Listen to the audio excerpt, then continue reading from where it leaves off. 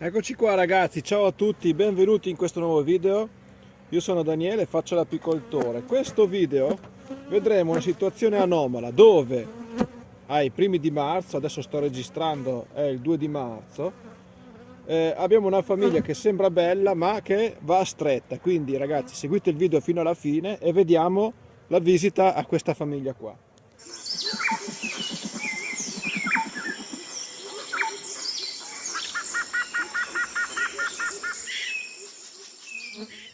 Eccoci qua ragazzi, allora vi faccio vedere questa famiglia qua che quando l'ho aperta si è presentata su 6 telai, quindi io già l'ho stretta a gennaio, questa, e si presentava su 6 telai con la panetta di candito completamente consumata, quindi finita tutta nel giro di 10 giorni, che è normale per una famiglia da 6.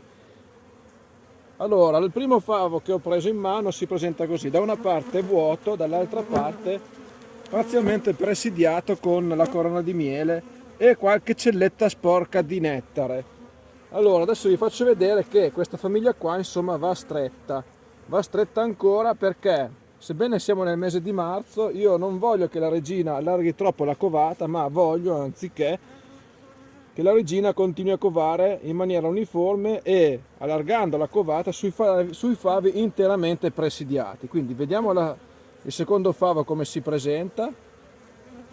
Allora, da una parte anche qua parzialmente presidiato senza nettare e dall'altra parzialmente presidiato con presenza di polline e una presenza di nettare più abbondante. Quindi noi sappiamo che dove c'è il polline in presenza massiccia come qua vuol dire che è la parete della camera di covata.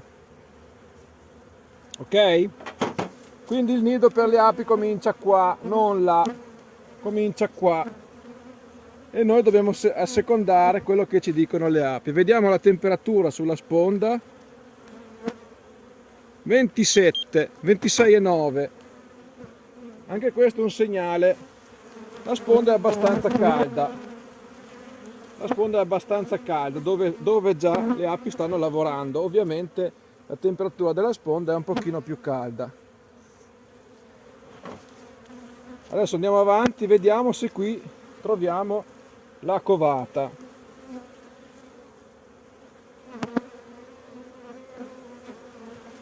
La propoli è un po' dura, adesso lavorare risulta un pochino più difficile rispetto a quando c'è un po' più caldo, perché la propoli non è che sia morbidissima. Oggi ci sono 12 gradi. Ecco qui la covata. Questo a conferma che dove troviamo il favo col polline, quello è la sponda della camera di covata. Anche qui c'è la covata con la regina bianca. La covata è compatta, si presenta in modo uniforme, quindi andiamo molto bene. Questo è il primo favo di covata che ho trovato.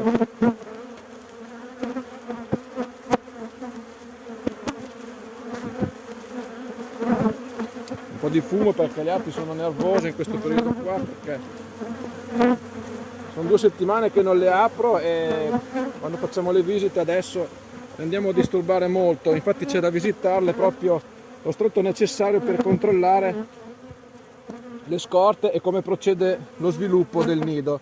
Se voi volete avere un'idea, guardate i video di febbraio, le prime visite. Qua c'è della covata già estesa e vedete come si stanno sviluppando i nidi.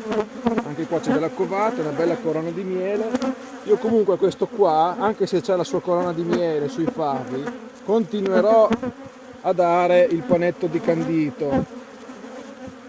Non faccio quello che ho il braccino corto e 1,50 € di candito non glielo do, perché io il candito lo compro tutto, non me lo faccio. Non faccio quello lì che dice no, risparmiamo 1,50 €, lo diamo alle famiglie più bisognose. Qua la famiglia è in situazioni buone, però non è che sia nell'abbondanza divina. Anche qua c'è covata, quindi siamo già a 3 di covata. Qua già, anche qua c'è la sua spirale di covata. Le scorte qua sono un pochino più basse e poi c'è il favo di sponda che è ben presidiato. Lo vedo da star qua, è inutile che sto qui a tirarlo fuori adesso per disturbare le api e farle incazzare più di quello che già sono incazzate. Allora questo nido qua cosa facciamo? Lo assecondiamo secondo la struttura del nido. La struttura del nido mi dice che il polline arriva qua, non glielo do un favo in più adesso che non lo utilizzano, vanno a stirarci un po' di nettare per che cosa? Gli serve fino a qui adesso, quindi il sesto favo adesso è completamente fuori luogo. Io glielo tiro via e stringo su 5 per assecondare quello che è il ritmo del periodo, il ritmo naturale della regina, e per evitare che la regina vada ad espandersi su dei favi poco presidiati, che è fondamentale, noi dobbiamo cercare di mantenere la temperatura più alta possibile all'interno della camera di covata, per evitare patologie tipiche di questo periodo, e non sono cose banali, sono dettagli questi qua che ti fanno la differenza, perché sono i dettagli che fanno la differenza.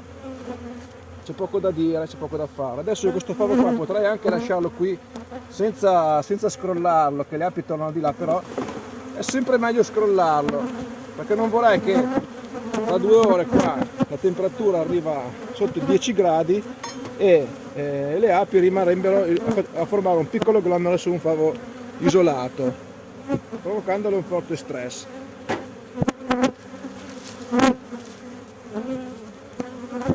Qua ci metto il candito, quello classico che uso sempre, l'apipasta, che è vitaminico, va molto bene per questo periodo, lo consumano volentieri, è molto appetibile alle api.